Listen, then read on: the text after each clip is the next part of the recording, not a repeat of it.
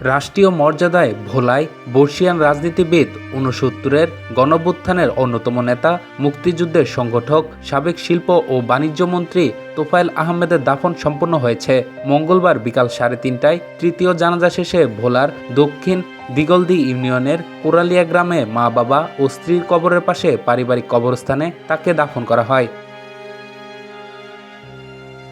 এর আগে দুপুর ১:৩০টার দিকে হেলিকপ্টারে করে তোফায়েল আহমেদের মরদেহ ভোলায় আনা হয়। হেলিপ্যাড থেকে আইনশৃঙ্খলা বাহিনীর সদস্যদের নিরাপত্তায় মরদেহ নেওয়া হয় ভোলা সরকারি বিদ্যালয় মাঠে। সেখানে তাকে গার্ড অফ অনারের মাধ্যমে রাষ্ট্রীয় সম্মান জানানো হয়। পরে ভোলা সরকারি বিদ্যালয় মাঠে তার দ্বিতীয় জানাজা অনুষ্ঠিত হয়। এতে বিভিন্ন রাজনৈতিক দলের নেতাকর্মী সহ সর্বস্তরের বিপুল সংখ্যক মানুষ অংশগ্রহণ করেন। জেলার কৃতি এই রাজনীতিককে শেষ শ্রদ্ধা জানাতে সেখানে মানুষের ঢল নামে।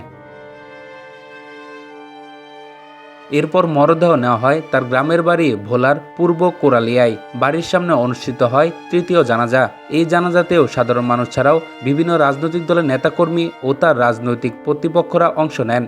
জানাজা শেষে পূর্ব কুরালিয়ায় নিজ বাড়ির সামনে পারিবারিক কবরস্থানে মা-বাবা ও স্ত্রীর কবরের পাশে তোফায়েল আহমেদকে দাফন করা হয়। দীর্ঘ রাজনৈতিক জীবনে গণমানুষের জন্য কাজ করা এই বর্ষিয়ান নেতাকে শেষ বিদায় জানাতে সেখানে আবেগঘন পরিবেশ সৃষ্টি হয়।